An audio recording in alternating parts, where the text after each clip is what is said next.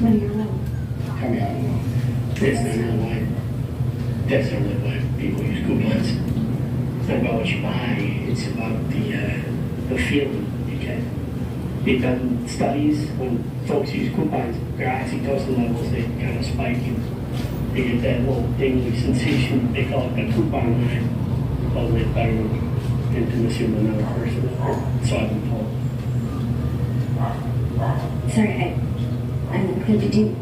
Have you not used a coupon or have you not had sex? What happened? Well, that's,